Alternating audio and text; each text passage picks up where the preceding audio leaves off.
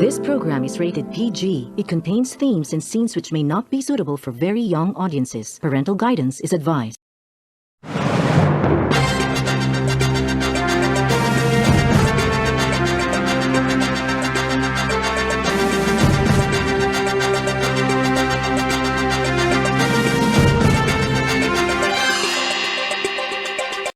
For the headlines.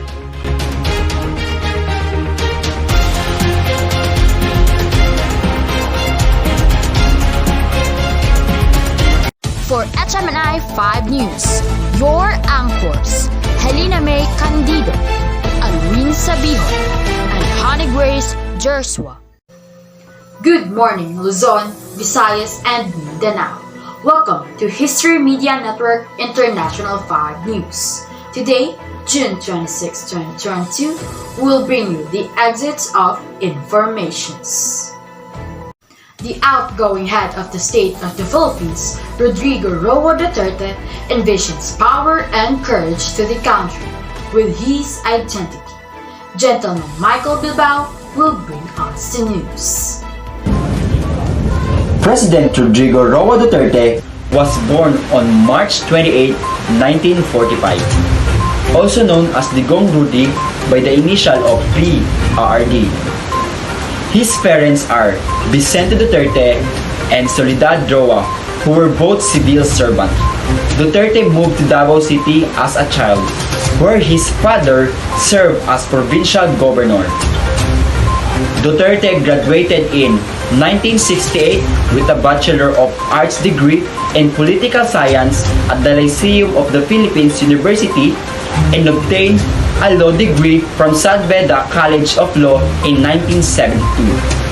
He served as a special counsel and later on became a prosecutor at the City Prosecutor Office in Davao City from 1977 until 1986. When he was appointed as OIC Vice Mayor of Davao City, he ran and successfully won the majority post in 1988. Since then, Duterte has not lost an election. He is among the longest-serving mayor in the Philippines and has been mayor of Davao City for 7 terms, totaling of 22 years. 71-year-old Rodrigo Duterte was on his 7th term as mayor of Davao City when he was persecuted to run for the highest position of the country. For the truth and accuracy, Michael Bilbao for HMNI 5 News reporting. Thank you, Mr. Bilbao. Let us go deeper with President Duterte's overview of personal life. Miss Maria Mambong has the news. 71-year-old Rodrigo Duterte was on his 7th term as mayor of Davao City when he was persuaded to run for the highest position in the country. He is known for transforming Davao into one of the most peaceful cities in the Philippines. Duterte was on 4th place among all the presidential contenders when he announced his candidacy. On May 9, 2016, Duterte won a landslide victory as the 16th President of the Philippines. With 16.6 million votes, the highest number of votes won by any Philippine president before him. He is the first president from Mindanao and the first local chief executive to get elected straight to the office of the president.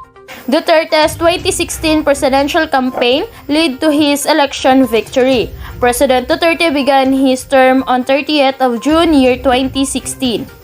With his intensified efforts and commitment, managed to transform and bring significant changes to the country. For the truth and accuracy, Maria Isabel Maambong, HMNI 5 News, back to studio. The Rodrigo Duterte promises how far tunay na pagbabago got us. Here, Ms. Rinalyn Arredondo to take us on the vast accomplishment of President Rodrigo Duterte. Ms. Rinalyn? Administration of Duterte emphasizes economy, agriculture, health, and education sectors. As the Philippines continues to face global problems, President Duterte has made noteworthy successes in infrastructure development and strengthening the COVID-19 response and economic recovery. The Duterte administration has highlighted its significant successes with only a few months till he steps down. Duterte has pushed several government agencies to work on his Build, Build, Build initiative, which has resulted in a new expressways, airports, seaports, bridges, and other infrastructure projects. Various sectors in the Philippines and overseas have criticized and praised the anti-illegal drug campaign, but the president was committed to reducing crime and making the Philippines a safer place. In agricultural policy, he liberalized rice imports by signing the rice tariffication law to stabilize rice prices, granted free irrigation to small farmers, signed the Sagip-Saka Act, and created a trust fund for coconut farmers. Duterte implemented an intensified campaign against terrorism and communist insurgency. He signed the automatic enrollment of all Filipinos under the government's health insurance program through the Universal Health Care Act, signed the Philippine Mental Health Law, signed a law establishing malasakit centers in public hospitals, ordered the full implementation of the Republic Health Law, banned smoking in public places nationwide, and set a price cap on select medicines. Duterte signed free college education in all state universities and colleges through the Universal Access to Quality Tertiary Education Act, provided medical scholarship through the Doctor Para sa Bayan Act, institutionalized the alternative learning system, established transnational higher education in the country, and signed the Free Internet Access in Public Places Act. For the truth and accuracy, Renalina Redendoa for HMNA 5 News, reporting. Administration has implemented significant laws and orders that leads to Philippines' welfare, transformation, and development. Ms. Leah Suarez will bring us the news. Duterte's administration highlights executive orders and policies that have been implemented during his term. In 6 years, the Duterte administration passed 172 executive orders in total. The recent executive orders of 2022 includes Executive Order No. 169, strengthening the franchising industry for protection of micro, small, and medium enterprises, and many more. His word is law. Duterte's penchant for making shocking policy pronouncements without following through with document has become evident. It's part of his governance style. Part of that is the Boracay closure, threat to arrest of Kapak community ministry leaders, and the order to stop PCSO games. Duterte also institutionalized the National Identification System and the Pantawid Pamilyang Pilipino program, raised the age of sexual consent to 16, criminalized child marriage, simplified the adoption process, and launched the Public Utility Vehicle Modernization Program, tax reform, and Duterte's famous war on drugs. The strategies to achieve this objective are organized under the three major pillars of malasakit, pagbabago, and patuloy na pagunlad. For the truth and accuracy, Leah Suarez reporting for HMNI 5 News, back to studio. We are now enlightened with President Rodrigo Duterte's some achievements to the country. There are some interesting facts that some of us didn't know. And Ms. Ortega will give us the tribute. Ms. Ortega?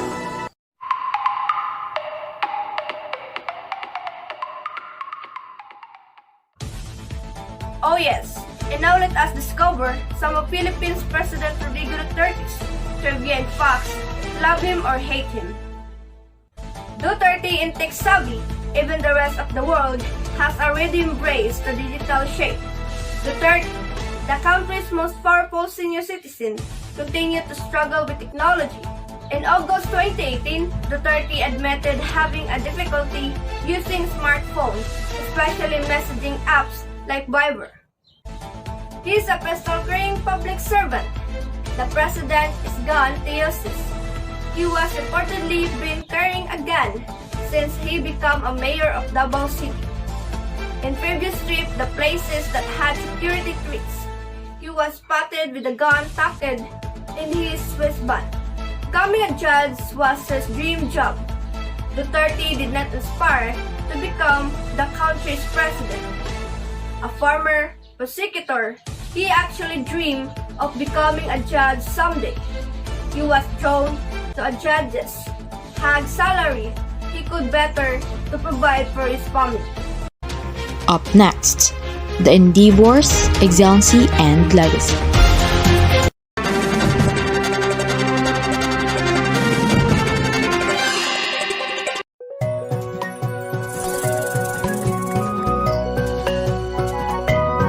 Sibog-sibog ilang gamay, kay puno-puno na ang sakay, padulong sa kabaguhan. Sabay-sabay tamupanon, batsi-batsi atong lugsungon, padulong sa dalang malambuon. Sabay na ta sa biyahe, sabay na ta sa biyahe.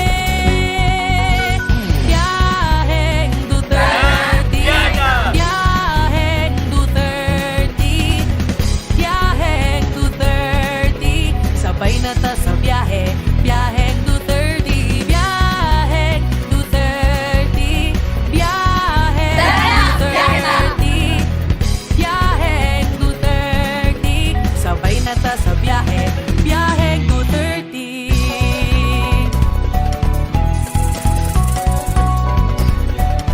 Mga programa sa edukasyon.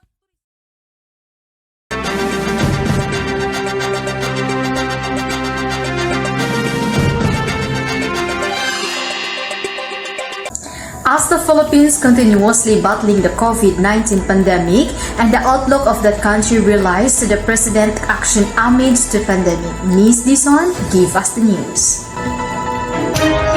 Yes, honey, because as of this year, the Philippines has one of the worst COVID-19 outbreaks in Southeast Asia. The country also has among the highest fatality rates in the region, underscoring the weakness of its increasingly strained public health system. The numbers are even more troubling when one considers that the country has yet to implement mass testing of any kind. The actual numbers of infected could be in tens of thousands, if not higher, making the Philippines one of Asia's biggest hotspots. The administration of President Duterte is redoubling its effort to expand the economy at a much faster rate in its remaining quarter to recover the opportunities lost for high and inclusive growth in two-year pandemic. Finance Secretary Carlos Dominguez III has said, appeal to Filipinos to get vaccinated and strictly follow the minimum health standard to help overcome the COVID-19 pandemic. Duterte made a call as he welcomed the arrivals of all the vaccines from the other countries. COVID-19 vaccines are from Sinovac Biotech, AstraZeneca, Pfizer-BioNTech, Moderna, Johnson & Johnson, and Sputnik V, which the government targets all the Filipinos to be fully vaccinated for protection. I appeal to all our kababayans to cooperate and do their part to help overcome this pandemic. The government cannot do this alone, and we need your active participation by getting vaccinated and strictly following the minimum health standard, he said in his speech. With ramp-up vaccination efforts and many Filipinos putting to heart the health and safety protocols that the government sets, the Philippines is nearing the light at the end of the tunnel in its fight against an invisible enemy as COVID-19 cases have gone down fast, with the country even at a better place. For the truth and accuracy, Nicole Dizon reporting for HMNI 5 News. Thank you, Ms. Dizon. The 16th President of the Philippines endeavors obstacles through credible foreign affairs and the cause of courage Duterte valued the country. Ms. Makiling will bring us the news. The role of law, leadership, and credible foreign communication under President Rodrigo Duterte's administration includes the hyperactive foreign policy. Within less than a year, the 72-year-old president, who has been largely described as our most foreign policy-oriented leader in terms of foreign travels, and his first year, Duterte visited 17 countries throughout 21 foreign trips.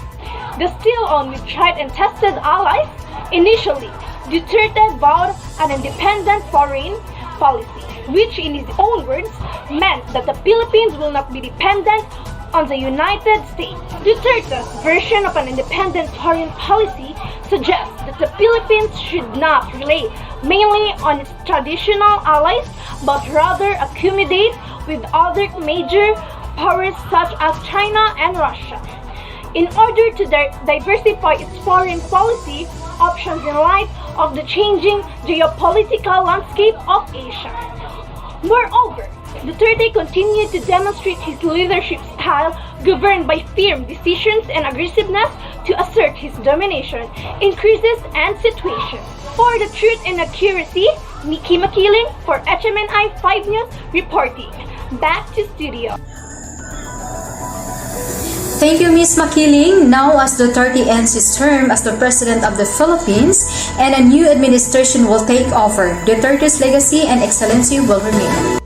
President Rodrigo Duterte is a man of words and actions, fulfilled all his duties and responsibilities to the country with dignity and pride, and his excellency is a big part of the Philippine history. That's all for the truth and accuracy. HMNI 5 News reporting. Thank you.